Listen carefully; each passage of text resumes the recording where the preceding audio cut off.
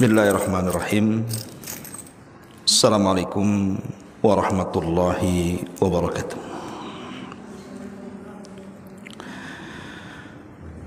Alhamdulillah, alhamdulillahi rabbil alamin, wa bihi nasta'in wa ala umurid dunya waddin, wassalatu wassalamu ala ashrafil anbiya'i wal mursalin Sayyidina Muhammadin wa ala alihi wa sahbihi ajmain, amma ba'du.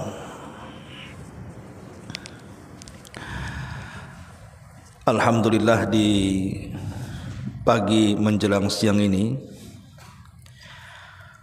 kita masih diberikan kesempatan untuk kembali bertalabul ilmi di Masjid Salahuddin Tiban Pajak, karena sebentar lagi kita akan menghadapi bulan Dzulhijjah, di mana banyak amalan-amalan yang terdapat di dalam bulan Dzulhijjah. Bahkan ada satu hari di mana hari ini merupakan hari-hari terbaik dunia. Itulah yang disebut dengan Ashrul Awal min Dzulhijjah, 10 awal bulan Dzulhijjah. Para ulama mengkategorikan bahwa 10 awal bulan Dzulhijjah itu adalah hari-hari terbaik dalam dunia.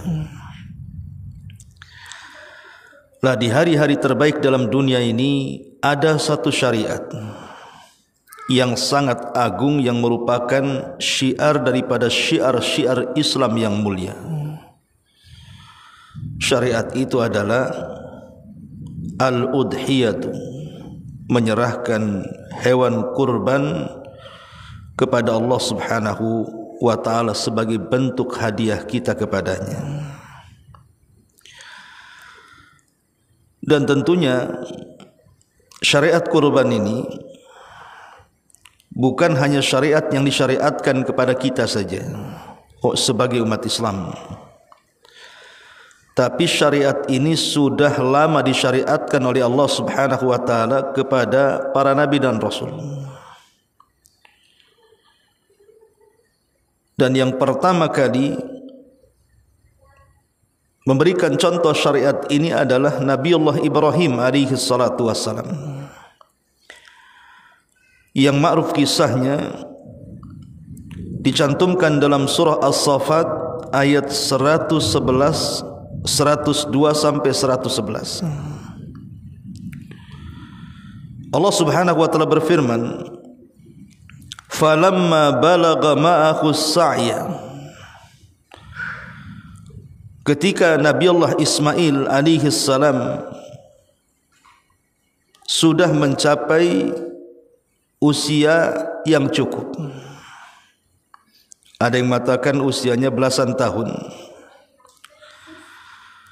Qala, maka Ibrahim mengatakan, "Ya bunayya inni ara fil manami anni adbahuka fangdur madza tara." Wahai anakku, aku melihat dalam mimpiku aku menyembelih dirimu, maka lihat apa yang bisa engkau beri saran kepadaku. Qala, maka Nabiullah Ismail mengatakan, "Ya abatif al-ma tu'mar, satajiduni insyaallahu minas sabirin."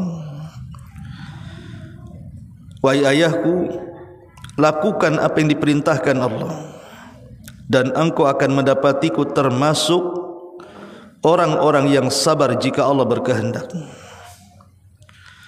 Falamma aslama wa tallahu lil jabin wa nadainahu ayya Ibrahim qad saddaqta ru'ya innaka dzalika nazzil muhsinin. Ketika keduanya sudah berserah diri, siap melaksanakan perintah Allah Subhanahu wa ta'ala, di mana Ibrahim hendak menyembelih Ismail dan pisau pun sudah dijalankan di lehernya, maka Allah Subhanahu wa ta'ala berfirman, dan kami panggil Ibrahim dari langit, ya Ibrahim, engkau sudah membenarkan mimpimu. Begitulah kami akan balas atas perbuatan orang-orang yang berbuat baik. Inna hadza lahuwal bala'ul mubin. Ini semua adalah ujian yang sangat nyata bagi Ibrahim. Wa fadainahu bidzibhin azim wa tarakna alaihi fil akhirin. Maka kami ganti Ismail dengan penyembelihan yang sangat besar, dan kami tinggalkan cerita ini untuk dikenang bagi orang-orang setelahnya. Salamun ala Ibrahim, keselamatan atas Ibrahim. Kadzalika nazzil muhsinin innahu min ibadinal mu'minin. Begitulah kami akan membalas orang-orang yang berbuat baik, dan sesungguhnya Ibrahim termasuk hamba kami yang beriman. Dari ayat ini kita tahu bahwa pensyariatan kurban itu dimulai dari pensyariatan di zaman Nabi Ibrahim. Ketika Allah Subhanahu wa taala hendak menguji Ibrahim dengan cara menyembelih putranya Ismail, karena Allah Subhanahu wa taala ingin menguji kecintaan Ibrahim, karena Ibrahim itu kan disematkan padanya Khalilur Rahman, kekasih Allah. Yang namanya kekasih tidak boleh membagi cinta. Maka ketika kemudian Allah Subhanahu wa taala menguji Ibrahim, apakah kecintaan Ibrahim masih tulus 100% kepada Allah, ataukah sudah berbagi kepada Ismail sebagai putra pertama yang diidam-idamkan sejak lama? Maka Allah Subhanahu wa taala perintahkan Ibrahim lewat mimpi untuk menyembelih putranya Ismail. Di sini terjadi ujian besar dan berat bagi Ibrahim. Tapi Ibrahim adalah Khalilur Rahman, kekasih Allah Subhanahu wa taala, tidak mungkin membagi kecintaan dengan makhluknya. Jadi Ibrahim adalah manusia yang disematkan Khalilur Rahman, tidak mungkin membagi kecintaan dengan makhluk-makhluk Allah selain daripada Allah Subhanahu wa taala.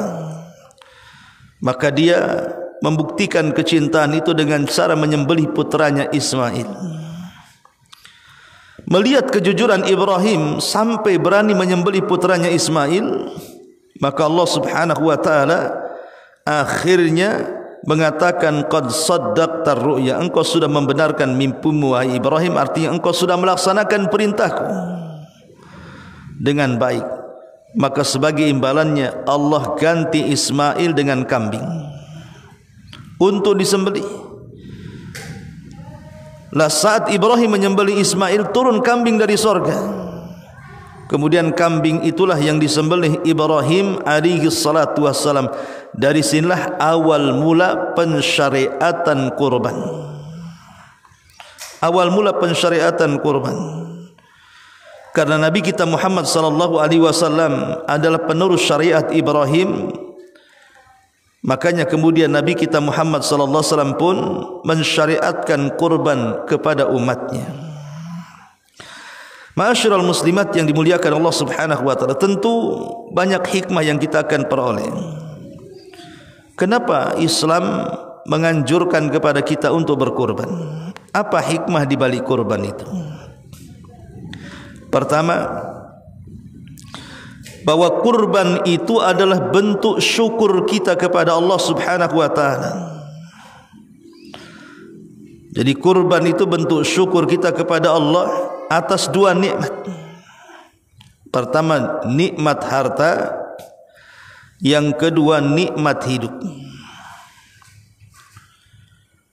Allah Subhanahu wa taala sudah menganugerahkan kepada kita kehidupan, sehingga kita bisa bernafas, kita bisa berjalan, kita bisa menikmati kehidupan dunia ini.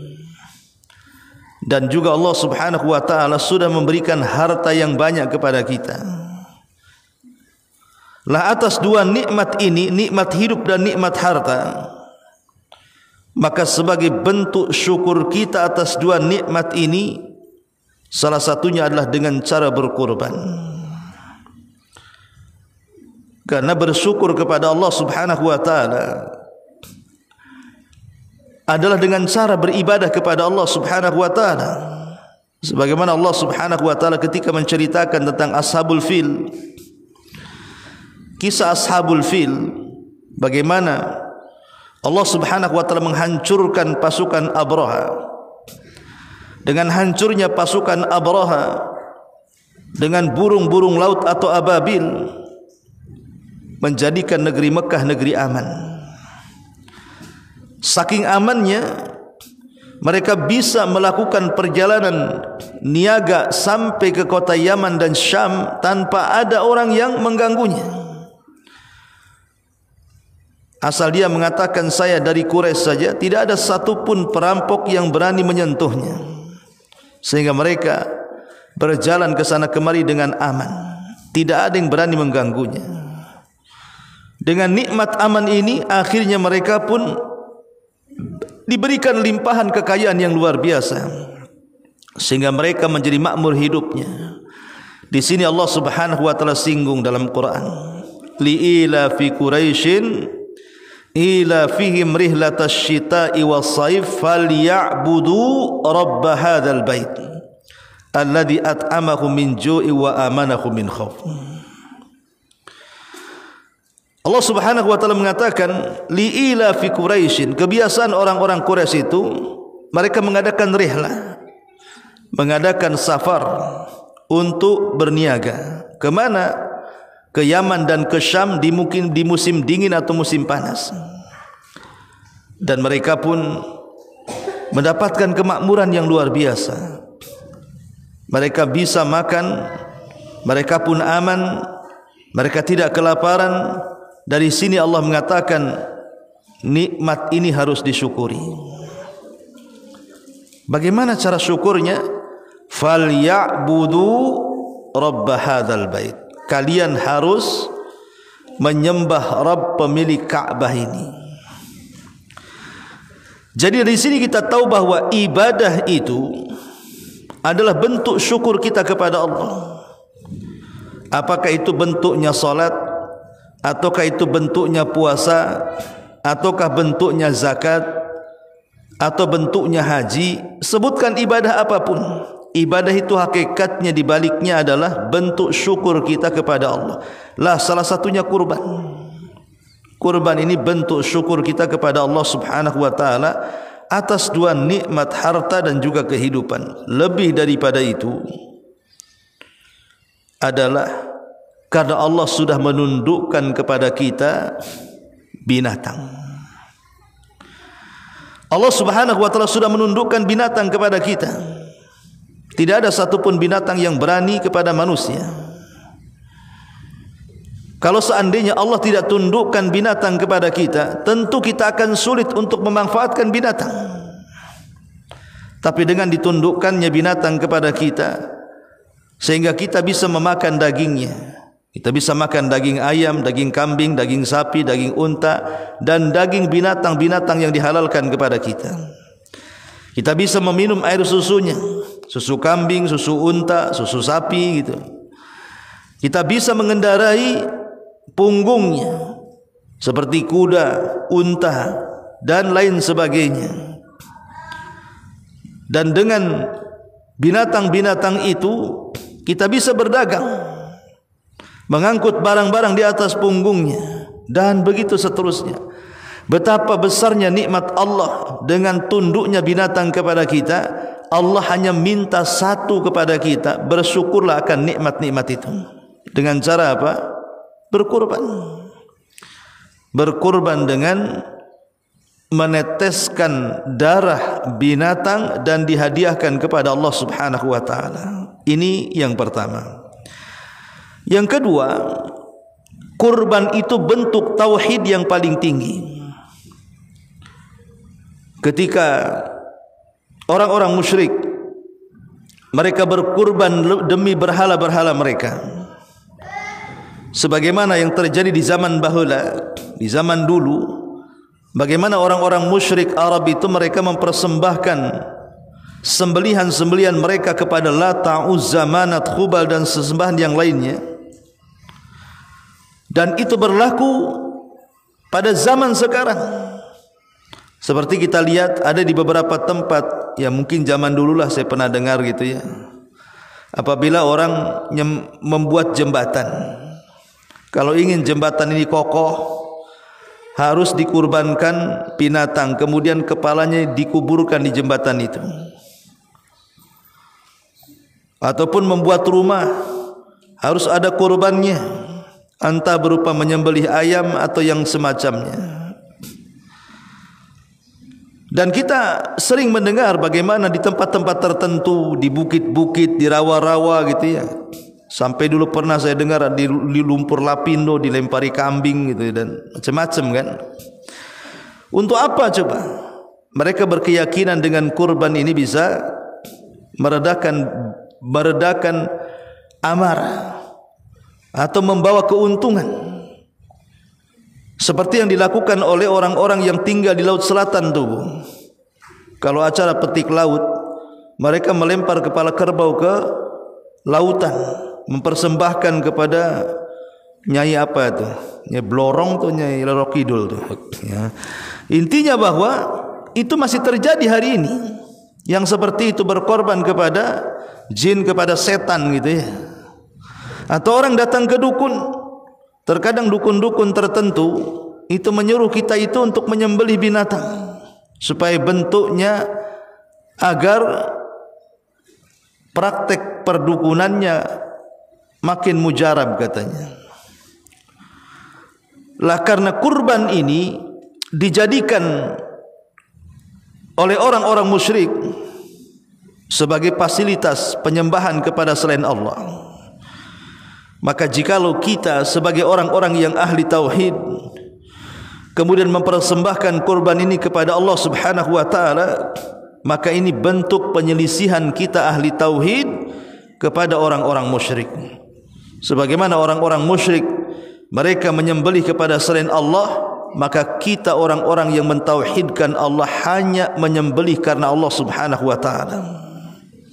Makanya kenapa kurban ini bentuk tauhid. Kata Nabi sallallahu alaihi wasallam, "Man dzabaha li ghairillahi faqad asyrak." Siapa yang menyembelih bukan karena Allah Subhanahu wa taala, maka dia telah menyekutukan Allah Subhanahu wa taala. Ini yang kedua.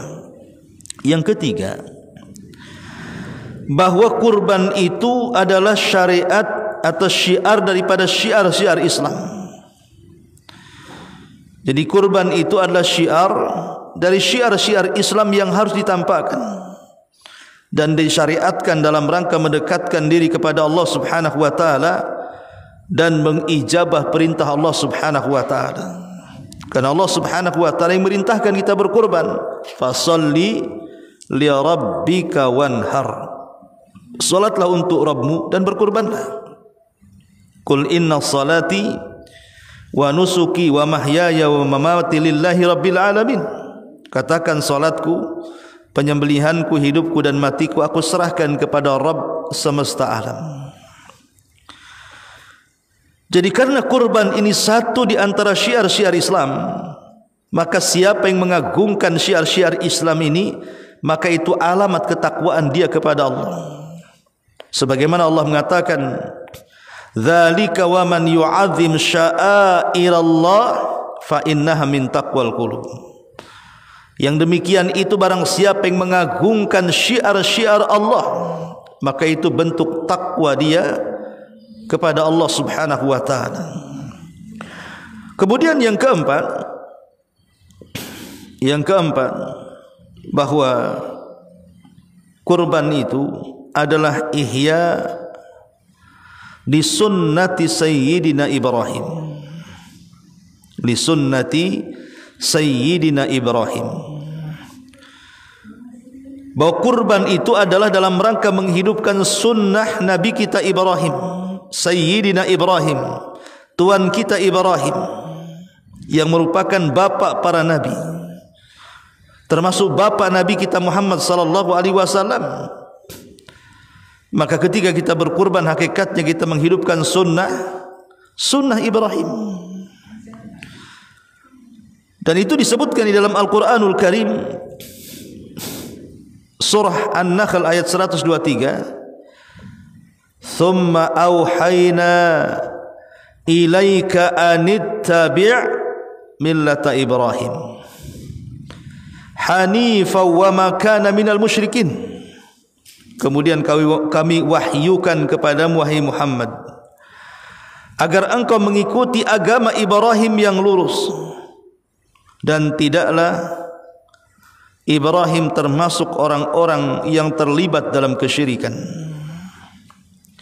Al-Imam Ibnu Jauzi rahimahullahu ta'ala dalam kitabnya Zadul Masir ketika memberikan catatan, kemudian kami wahyukan kepadamu agar mengikuti agama Ibrahim. Maksudnya agama Ibrahim di sini mengikuti semua syariat Ibrahim, kecuali yang tidak dianjurkan untuk tidak diikuti. Tapi secara umum syariat Ibrahim harus kita patuhi. Atau yang kedua, maksudnya ikuti syariat Ibrahim di dalam menjauhkan diri dari berhala-berhala, mengikuti agama Ibrahim dari segi tauhid, tidak menyekutukan Allah Subhanahu wa ta'ala. Nah, termasuk juga kurban. Kurban itu adalah syariat dalam bentuk tauhid, mempersembahkan hadiah kepada Allah Subhanahu wa ta'ala, dan itu bagian daripada syariat Ibrahim. Maka ketika kita berkorban berarti kita mengikuti sunnahnya syariat Ibrahim. Ini yang keempat. Yang kelima, bahwa kurban itu tausiatu ala nafsi wal ahli wal masakin, wasilatu lirrahimi, wa ikramun lidhaifi, wa tawaddud lil jari, wa sadaqatu lil faqiri, wa fiha tahadduthun bi ni'matillahi ta'ala 'alal 'abdi. Jadi yang kelima, kurban ini adalah bentuk untuk menanamkan kebahagiaan, baik kepada diri sendiri, baik kepada keluarga, baik kepada orang-orang miskin. Jadi kurban ini untuk menerapkan perasaan bahagia dan membahagiakan orang lain, membahagiakan diri sendiri, membahagiakan keluarga dan orang-orang miskin. Dan ini ibadah yang paling dicintai Allah. Karena betapa banyak orang-orang miskin yang mereka jarang makan daging hewan. Ya mungkin di negara kita oke lah ya, orang miskin pun masih bisa beli kambing, beli ayam walaupun jarang-jarang. Tapi di tempat-tempat tertentu, di pengungsian karena ada bencana, ada peperangan dan begitu seterusnya, terkadang mereka tidak pernah merasakan enak lezatnya makan daging kan. Makanya ketika kita memberi makan mereka fakir miskin dengan cara memberi daging-daging kurban, apakah mentah ataupun matang, itu bentuk kita ini menanamkan kebahagiaan di hati-hati orang-orang. Dan Rasulullah SAW pernah ditanya tentang seutama-utama amal yang lebih dicintai Allah, maka Rasul mengatakan sururun tudkhiluhu ala qalbil muslim, kebahagiaan yang kau tanamkan kepada orang-orang yang beriman. Kemudian juga silatun lirrahimi, kurban juga bentuk silaturahim kepada kerabat dengan cara membagi-bagikan daging kurban kepada mereka. Wa ikramun lidhaifi, atau memuliakan tamu. Jikalau tamu tempat berdatang di waktu Idul Adha.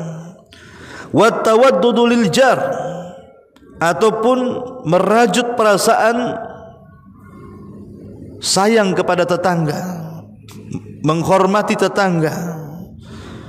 Wa sadaqatun lil fakir, ataupun dalam bentuk sedekah kepada orang fakir. Wa fiha tahadduthun bi ni'matillahi 'alal abdi, dan itu bentuk kita ini menampakkan nikmat Allah terhadap hambanya. Ini di antara hikmah yang kelima. Hikmah yang keenam. Hikmah yang keenam, bahwa kurban ini dalilun ala tasdiq al-mutlaq bima akhbara bihi Allah wa syahidun ala sidqi imanil abdi billah wa sur'ati imtithali lima yuhibbuhu wa yarda. Kurban ini dalil ala tasdiqil mutlak, seseorang membenarkan secara mutlak bima akhbara bihillah, dengan apa yang Allah habarkan dengannya. Artinya ketika Allah Subhanahu wa taala menjelaskan dalam Al-Quran perintah kurban, langsung kita lakukan karena kita membenarkan atas perintah itu. Wa syahidun ala sidqi imanil abdi, bahkan boleh jadi itu bentuk persaksian terhadap kejujuran iman seorang hamba kepada Allah. Wa sur'ati imtithalihi lima yuhibbuhu wa yarda, dan lekasnya kita menjalankan perintah apa-apa yang Allah sukai dan Allah ridhai. Jadi kurban ini bentuk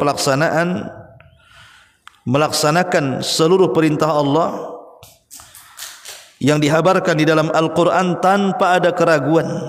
Ketika Allah mengatakan fasalli li rabbika wanhar, salatlah untuk Rabbmu dan berkurbanlah, maka kita katakan sami'na wa ata'na, kita mendengar dan kita taat, langsung kita laksanakan tanpa ada keraguan. Ini yang keenam. Yang ketujuh, bahwa kurban itu syairatun yata'allam al-mu'min min khilali fi'liha as-sabr. Kurban ini kalau kita melihat ceritanya, kisah Nabi Ibrahim dan juga Ismail, ada pelajaran besar tentang akhlak sabar, tentang akhlak kesabaran. Bagaimana sabarnya Ibrahim alaihi salatu wasallam ketika menjalankan perintah untuk menyembelih putranya, dan bagaimana sabarnya Ismail menerima perintah itu. Dan akhlak sabar itu akhlak yang sangat mulia, karena sabar itu bagian daripada ibadah yang tanpa batas pahalanya. Innama yuwaffas sabiruna ajrahum bighairi hisab. Hanya saja kami memberikan balasan kepada orang-orang yang sabar itu tanpa batas. Maka dari kurban ini ada pelajaran besar tentang kesabaran. Tapi betapa banyak orang-orang yang setiap tahun mereka kurban, entah dengan sapi, entah dengan unta, entah dengan kambing, entah berserikat sapi, berserikat unta dan begitu seterusnya. Tapi akhlak sabar ini tidak ada pada orang-orang yang berkurban. Habis kurban marah-marah, habis kurban emosian, habis kurban nampar orang, habis kurban maki-maki orang dan begitu seterusnya. Berarti ibadah kurbannya tidak berpengaruh kepada perilaku kehidupannya. Padahal kurban itu di antara faedahnya adalah menimbulkan sifat sabar. Melihat kisah cerita bagaimana kesabaran Ibrahim dan putranya Ismail alaihi salatu wasalam ketika diberikan mihnah, diberikan ujian yang berat oleh Allah Subhanahu wa taala. Maka seberat apapun ujian itu, berusahalah kita sabar sebagaimana sabarnya Ibrahim dan juga Ismail alaihi salatu wassalam. Kemudian yang nomor 8. Yang nomor 8, dari kurban ini juga kita diajarkan oleh Allah Subhanahu wa taala agar kita senantiasa memberikan hadiah yang terbaik. Hadiah yang terbaik untuk Allah Subhanahu wa taala. Kepada makhluk saja tidak mungkin kita memberikan hadiah asal-asalan, karena hadiah itu kan bentuk kita menyenangkan orang. Kalau kita memberikan hadiah kepada orang saja, bagaimana supaya orang yang diberikan hadiah itu senang? Tentu kita tidak asal-asalan. Yang kita senangkan adalah Tuhan yang menciptakan kita, Tuhan yang menghidupkan dan matikan kita, Tuhan yang telah memberikan banyak rezeki kepada kita. Tentu hadiah yang kita persembahkan juga tidak hadiah kecil, harus hadiah yang terbaik. Karena Allah Subhanahu wa taala jamil, Allah itu indah, Allah itu baik, tidak menerima kecuali yang baik-baik. Lihat kisah Qabil dan Habil. Ketika Nabi Adam alaihi salatu wasallam hendak menikahkan dua putranya dengan cara silang, maka Qabil tidak menerima karena melihat kembaran Habil itu kurang cantik sementara kembaran dirinya cantik. Akhirnya kemudian karena salah satunya menolak, Allah Subhanahu wa taala perintahkan kepada Nabi Allah Adam untuk keduanya berkurban. Siapa yang diterima kurbannya, maka dia berhak mengambil pasangannya. Akhirnya kemudian berkurbanlah dua putra Adam ini. Habil yang mewarisi sifat ayahnya Adam, dia paham apa yang harus dipersembahkan kepada Allah. Karena dia seorang peternak, dia mengambil kambing yang paling besar, yang paling indah, yang layak untuk dikurbankan. Karena tahu ini adalah hadiah kepada Allah. Tapi Qabil dasar memang sudah penuh dengan penyakit hatinya. Dikiranya ini main-main, sehingga dia pun mengambil, karena dia seorang petani, dia pun mengambil buah-buahan yang jelek, yang buruk, yang tidak layak untuk dimakan. Itu pun yang dipersembahkan kepada Allah Subhanahu wa taala. Ya, secara otomatis korbannya Habil diterima dan korbannya Qabil ditolak oleh Allah Subhanahu wa taala. Akhirnya Qabil pun marah, kemudian mengancam untuk membunuh si Habil, dan ancaman itu tidak main-main sampai terbukti terjadi pembunuhan pertama di dunia. Qabil membunuh Habil. Syahidnya adalah Allah Subhanahu wa taala menerima kurbannya Habil dan menolak kurbannya Qabil. Kenapa Habil diterima kurbannya? Kenapa Qabil ditolak kurbannya? Karena Habil tahu apa yang harus dilakukan dalam berkurban. Dia tidak mungkin menyerahkan kecuali yang baik-baik, yang indah-indah. Innallaha jamilun yuhibbul jamal. Allah itu indah, tidak menerima kecuali yang indah-indah. Innallaha tayyibun la yaqbalu illa tayyiba. Allah itu baik, tidak menerima kecuali yang baik-baik. Makanya kalau kita hendak berkurban, carilah kambing terbaik kalau kita hendak menyembelih kambing. Carilah sapi terbaik kalau kita hendak menyembelih sapi, atau unta terbaik kalau kita hendak menyembelih unta. Jangan sampai kemudian kurban yang kita persembahkan itu kurban yang ada cacatnya. Makanya kenapa Nabi sallallahu alaihi wasallam mengatakan arba'un la tajuzu fi dhahaya. Ada 4 cacat tidak boleh seseorang itu mengorbankan kurban. Karena kalau tetap kemudian dikurbankan sementara dia memiliki cacat, maka korbannya tidak sah dan tidak diterima. Korbannya tidak sah, bahkan korbannya tidak akan diterima. Apa kata Nabi sallallahu alaihi wasallam? Pertama, ya, korbannya pincang dengan pincang yang jelas. Korbannya pincang dengan pincang yang jelas. Kemudian yang kedua, korbannya buta sebelah dengan buta sebelah yang jelas. Jadi kambingnya atau sapinya atau untanya atau hewan kurbannya dia buta sebelah dengan buta yang jelas. Kemudian yang ketiga, kurbannya sakit dengan sakit yang jelas. Kemudian yang keempat, kurbannya terlampau kurus karena terlampau tua, tidak bersumsum. Ya. Lah ini menunjukkan bahwa kenapa Nabi sallallahu alaihi wasallam mengatakan kalau ada 4 cacat ini korbannya tidak akan diterima, menunjukkan bahwa dalam berkorban itu memberikan yang terbaik. Kambing yang tidak buta, kambing yang tidak pincang, kambing yang tidak kurus, kambing yang tidak sakit. Berikan yang terbaik kepada Allah Subhanahu wa taala. Semoga itu menjadi penerimaan yang baik di sisi Allah Subhanahu wa taala. Ma'asyiral muslimat yang dimuliakan Allah Subhanahu wa taala, inilah di antara 8 hikmah kenapa kita disyariatkan berkorban. Adapun sedikit hal-hal yang berkaitan dengan korban. Pertama, hukum kurban.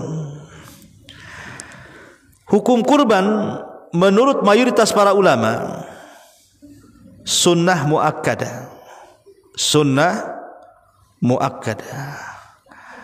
Tapi menurut ulama yang lain seperti Abu Hanifah, korban ini hukumnya wajib. Korban ini hukumnya wajib. Baik yang mengatakan sunnah muakkadah, baik yang mengatakan wajib, tetap saja artinya korban itu tidak pernah ditinggalkan Nabi SAW. Bahkan dijelaskan oleh Abdullah ibn Umar radhiyallahu anhuma, Nabi berada 10 tahun di kota Madinah. Dia tidak pernah meninggalkan kurban sejak disyariatkannya. Jadi sejak disyariatkannya tahun kedua Hijriah sampai beliau wafat, beliau tidak pernah meninggalkan kurban. Beliau tidak pernah meninggalkan kurban. Oleh karena itulah kalau kita ingin mencontoh Nabi kita Muhammad sallallahu alaihi wasallam, maka contohlah Nabi. Kalau kita punya kesanggupan untuk berkurban, berkurbanlah tiap tahun. Itu yang dilakukan Nabi sallallahu alaihi wa ala alihi wasallam. Jadi secara hukum memang ada yang mengatakan sunnah muakkad, ada yang mengatakan wajib. Yang kedua, tentang waktu kurban. Waktu kurban itu dilakukan setelah salat Id. Setelah salat Id, dan ini madhab Hanafiyah, madhab Hanabilah, dan yang dipilih oleh Imam At-Tahawi dan Syaukani dan Al-Imam Ibnu Utsaimin rahimahullahu taala. Kemudian yang ketiga, tentang waktu berapa hari korban itu boleh dilakukan. Pendapat yang pertama bahwa korban itu dilakukan ayyamut tadhiyati, hari-hari yang bolehnya kita menyembelih, dan itu 3 hari. Hari Id dan 2 hari dari hari tasyrik. Jadi cuma 3 hari saja, tanggal 10, 11, 12. Pendapat yang kedua bahwa penyembelihan kurban itu 4 hari. Boleh tanggal 10 dan 3 hari hari tasyrik. Dan ini pendapat yang kuat, bahwa korban itu dilakukan 4 hari, hari penyembelihan, dan 3 hari hari tasyrik. Kemudian berikutnya tentang adab daripada kurban dan sunnah-sunnahnya. Pertama, bagi yang berkorban tidak boleh mencukur rambut, tidak boleh mencukur kuku, memotong kuku, tidak boleh mencukur rambut apapun, mau ketiak, mau kumis gitu ya, apalagi rambut kepala, dan seluruh rambut-rambut yang ada di badan kita tidak boleh dipotong. Dan kuku tidak boleh dipotong juga, karena Rasul sallallahu alaihi wasallam mengatakan, kata Nabi sallallahu alaihi wasallam, man kana indahu dhabhun yuridu an yadhbahahu fara'al hilala dzil hijjati fala yamassa min sya'rihi wala min adfarihi hatta yudhhiya. Barang siapa yang hendak berkurban, kemudian dia melihat bulan Dzulhijjah di awal tanggal 1, maka jangan disentuh rambutnya, dan jangan dipotong kukunya sampai hewan kurban dikorbankan. Dari sini kita tahu bahwa di antara adab bagi orang yang berkorban, jangan mencukur rambut dan jangan memotong kuku. Lalu orang yang memotongnya macam mana kalau seandainya dia memotongnya, mencukurnya? Ulama mengatakan haram hukumnya. Orang yang memotong kuku, orang yang memotong rambut apa saja, maka dia terjatuh kepada keharaman. Kalau dilakukan dari tanggal 1 sampai kurbannya disembelih, itu waktu tenggang tidak boleh mencukur rambut. Kalau dicukur haram, berdosa. Dan ini pendapat Hanabilah, dan juga yang dipilih oleh Imam Ibnu Hazm, Ibnu Qayyim, Syekh bin Bas dan Ibnu Utsaimin rahimahullahu taala.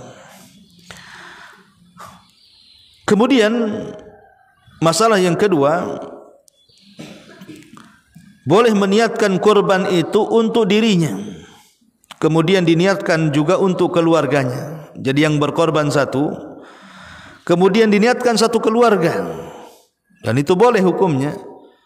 Membagikan pahala, bukan membagikan hewan kurban. Jadi yang kurban satu tapi dibagi-bagi pahalanya.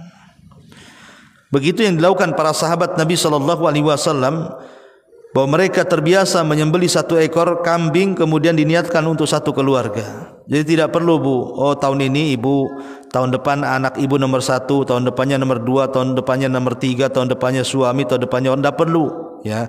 Cukup satu kambing siapa yang berkorban, entah suami yang berkorban atau istri yang berkorban, kemudian diniatkan satu keluarga. Adapun kemudian penyembelihan, tentang pembagian penyembelihan, maka jumhur ulama mengatakan bagilah hewan kurban itu menjadi 3 bagian. Sepertiga untuk yang berkorban, sepertiga dihadiahkan, dan sepertiga disedekahkan.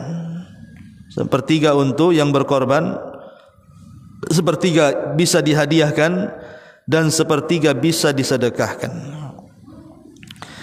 Kemudian juga bolehnya seseorang menyimpan hewan kurban. Oh, di zaman dulu memang tidak boleh lebih dari 3 hari. Tapi kemudian perintah itu dimansuh, karena di zaman sekarang apalagi sudah ada kulkas kan, boleh kita meletakkannya. Bahkan yang ajaibnya, daging kurban tahun kemarin masih di kulkas ibu sampai tahun sekarang. Artinya kan bisa disimpan gitu ya. Dan itu dibolehkan. Dulu pada awalnya tidak boleh lebih daripada 3 hari. Tapi kemudian diluaskan hukumnya sehingga boleh. Inilah diantara hikmah di dalam pelaksanaan ibadah korban. Intinya adalah karena kurban ini adalah sebuah hadiah yang kita hadiahkan kepada Allah Subhanahu wa taala, maka carikan kurban terbaik. Kurban terbaik yang dicontohkan Nabi SAW, kalau kambing maka kambing yang gemuk. Kalau kambing maka kambing yang bertanduk, artinya jantan, dan warnanya putih kehitaman. Jadi lebih mendominasi putih, kemudian di sekitar matanya ada hitam dan kakinya. Itu kalau memang ada warna seperti itu. Tapi yang jelas bahwa carilah kambing-kambing yang berwarna indah, jantan, kemudian gemuk, tidak sakit, tidak punya cacat, tidak pincang, tidak buta, dan tidak kurus, ya. Karena ini adalah hadiah yang kita hadiahkan kepada Allah Subhanahu wa taala. Wallahu a'lam bishawab. Sampai di sini. Silakan kalau ada yang mau bertanya seputar kurban.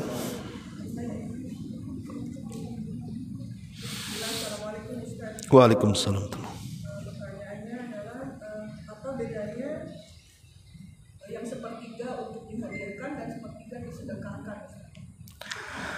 Iya, bedanya kalau dihadiahkan itu boleh kepada orang kafir. Orang, umpamanya kita punya tetangga non muslim, dia kaya, enggak miskin, boleh ibu kasih, karena tetangga gitu ya, hadiah ibu kepada mereka.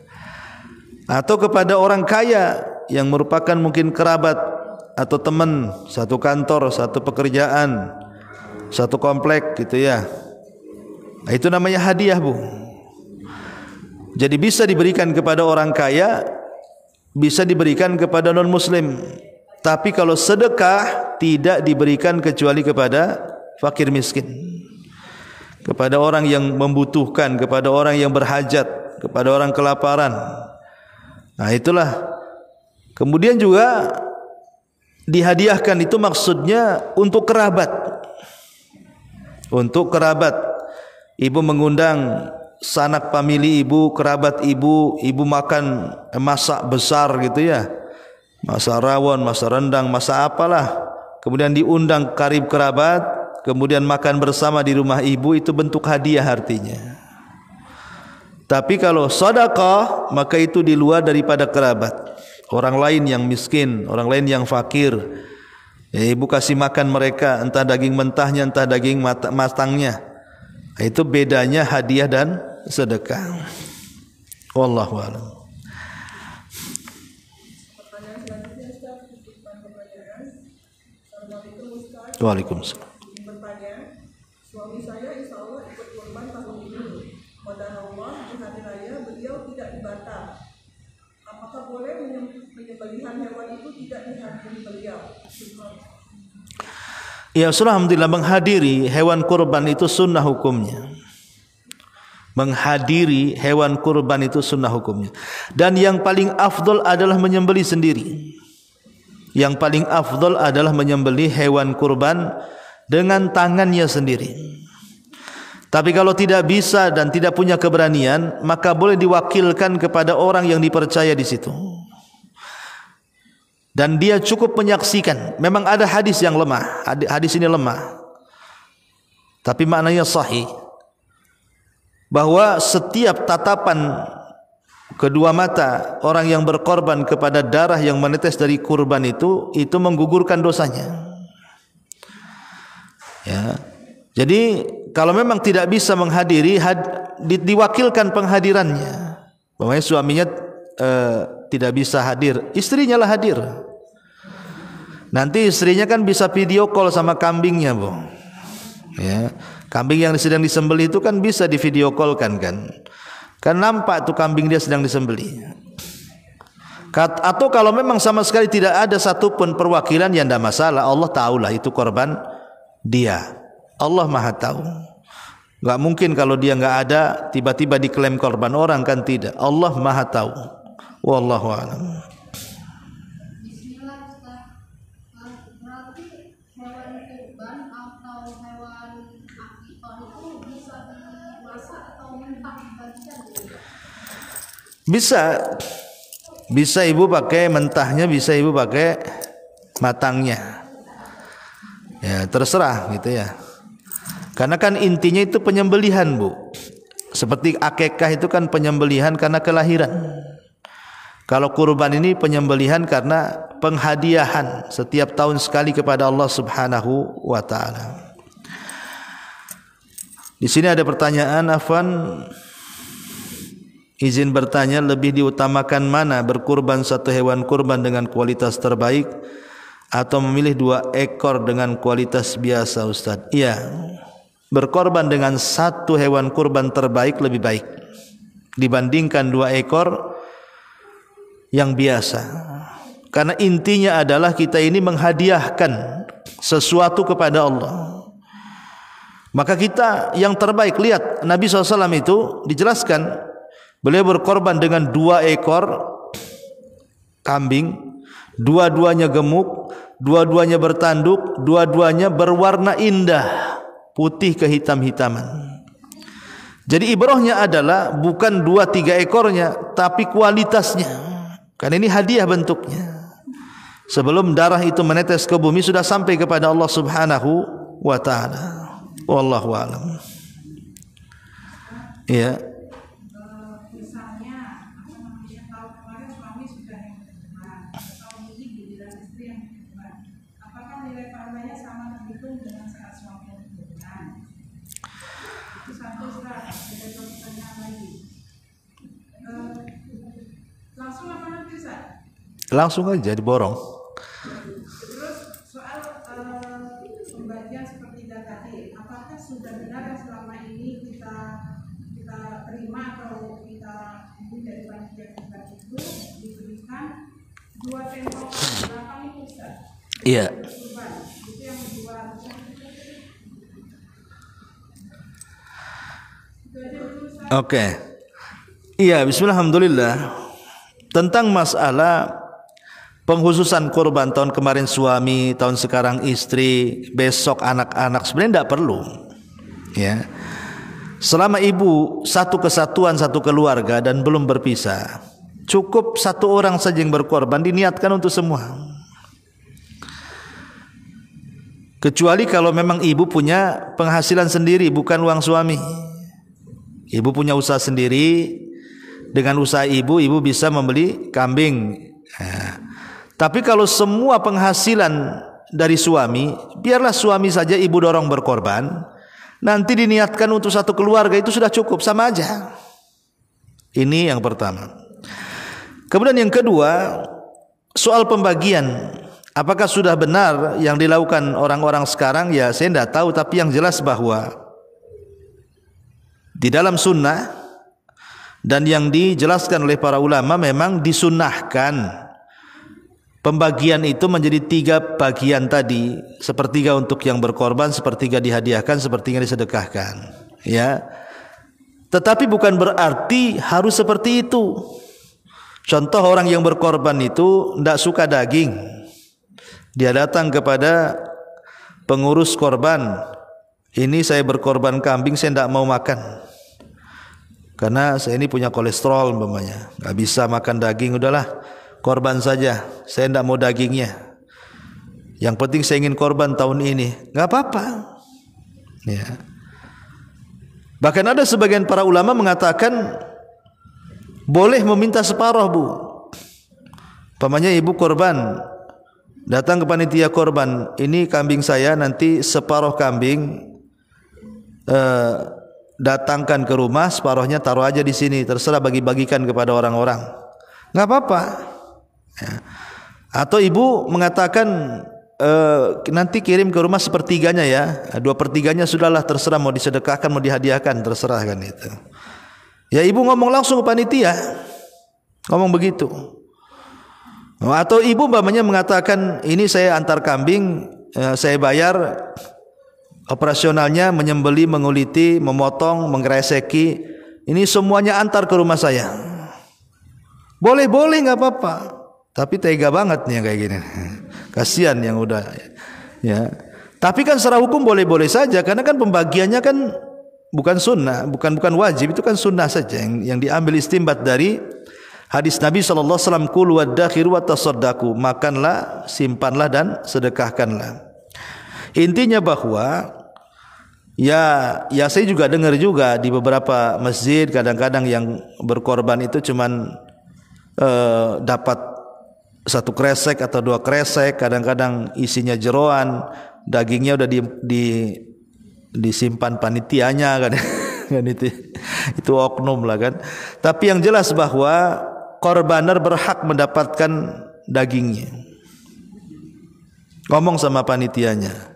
Ibu kalau ngantar korban ngomong sama panitianya, bisa enggak nanti saya dapat 1/3 karena saya ada keluarga. Itu jangan diam aja, Bu, ya ngomong langsung ke panitianya. Kalau kata panitia, oh tidak bisa, harus ditentukan dapat 2 kantong, ibu cari tempat lain, cari panitianya yang enak gitu ya.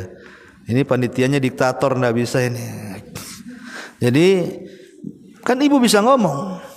Dan kalau ibu ingin lebih selamat, sembeli sendiri aja di rumah ibu kan, depan rumah ibu sembeli, makan dengan tetangganya, nggak masalah. Tapi kan tidak semua orang bisa nyembeli, dia harus datang ke masjid kadang-kadang, karena di masjid biasanya timnya lengkap, mulai yang menyembeli, yang menguliti, yang memotongkan, jadi tahu bersih saja kan itu ya, lebih enak lagi gitu. Wallahu a'lam. Pertanyaan selanjutnya, mana lebih utama Ustaz, meniatkan kurban dahulu atau bersamaan dengan akikah anak laki-laki yang itu 2 kambing? Terus apakah boleh 1 kambingnya itu niatkan untuk 2 niat, kurban dan akikah anak? Oh ya, alhamdulillah. Kalau di waktu kurban tidak ada ibadah yang lebih mulia melebihi kurban. Artinya tanggal 10, 11, 12, 13 itu waktu kurban. Tidak ada amalan melebihi kurban yang paling afdal. Jadi tidak ada amalan yang paling afdal melebihi kurban pada waktunya. Jadi kalau waktunya waktu kurban, tidak ada ibadah yang melebihi kurban. Maka dahulukan kurban dibandingkan ibadah yang lain, termasuk akikah. Tapi kalau ingin menjamak boleh. Ibu punya 2 kambing, 1 untuk kurban, 1 untuk akikah, ya tidak ada masalah. Tapi kalau 1 kambing 2 niat tidak boleh. Ya, karena itu waktu-waktunya kurban. Dan waktu akikah itu terbentang panjang, sementara kurban itu waktunya pendek. Ya, dalam pendapat yang sahih wallahu alam, akikah itu bisa dilakukan kapan saja. Tapi korban kan tidak bisa dilakukan kapan saja. Dia hanya bisa dilakukan di waktu-waktu kurban saja. Wallahu alam. Ya. Mana lebih utama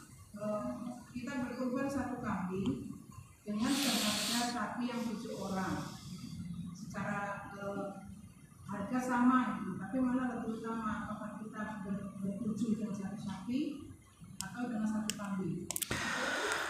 Ya, alhamdulillah. Terjadi silang pendapat tentang mana yang lebih utama, korban kambing, unta atau sapi. Ada sebagian para ulama mengatakan yang paling utama adalah kambing. Karena Nabi SAW setiap berkurban selalu kambing. Selalu kambing. Jarang dia berkurban dengan hewan yang lain. Tetapi Al-Imam Ibn Utsaimin mengatakan bahwa keutamaan berkorban bukan dilihat kambing, sapi atau unta, tapi yang banyak manfaatnya. Yang banyak manfaatnya. Artinya kalau sapinya kurus, 7 orang lagi kan dapat sedikit. Bagus, kambing aja yang gemuk 1. Atau dibalik, kambing kurus, sapi gemuk gitu ya. 7 orang sapi terkadang lebih banyak dagingnya dibandingkan 1 ekor kambing. Jadi intinya bukan masalah kambing atau sapi, intinya adalah yang banyak manfaatnya. Kalau makin banyak dagingnya kan manfaatnya makin banyak lagi disedekahkan. Dan ini pendapat yang kuat wallahu alam, yang paling banyak manfaatnya. Iya. Selanjutnya Ustaz, bagaimana punya jika saat ini kan banyak tuh sapi-sapi yang limousin itu ya Ustaz, yang mahal dan besar itu Ustaz. Dan itu dia niatkan untuk anaknya gitu. Bukan yang berpenghasilan gitu. Boleh kan satu keluarga tapi yang berpenghasilan digabung gitu. Tapi ini untuk anaknya, cucunya gitu. Itu bagaimana hukumnya? Dikhususkan. Yang ibu maksud dikhususkan gitu ya. 1 sapi, mungkin keluarga kaya gitu ya. Kemudian dia bisa beli sapi lemosen, kemudian dibuat 7 orang, 1 untuk istrinya, 1 untuk bapaknya, 1 untuk anaknya, 1 untuk cucunya, 1 untuk cicitnya, gitu maksudnya. Iya, saya tadi sudah katakan tidak perlu begitu, tidak perlu dibagi-bagi, cukup 1 orang yang berkurban, kepala keluarga, kemudian diniatkan untuk semuanya, nggak perlu kemudian satu-satu. Dan itu sunnahnya seperti itu. Kecuali kalau seandainya terpisah rumah gitu ya, anaknya sudah berkeluarga di sana, udah beda, nggak satu rumah lagi, anaknya sudah punya anak lagi, udah punya istri, sudah berkeluarga, udah jauh di kota, nah itu sendiri-sendiri. Nggak bisa diniatkan satu keluarga, dia sudah punya tanggung jawab sendiri Bu. Tapi kalau satu rumah, hidup satu rumah, dia istrinya, anaknya di situ belum mampu untuk bekerja sendirian, belum mandiri gitu, maka cukup 1 orang diniatkan untuk 1 keluarga.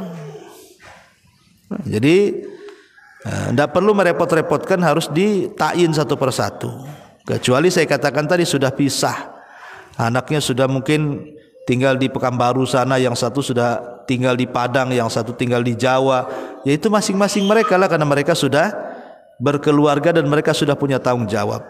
Wallahu a'lam.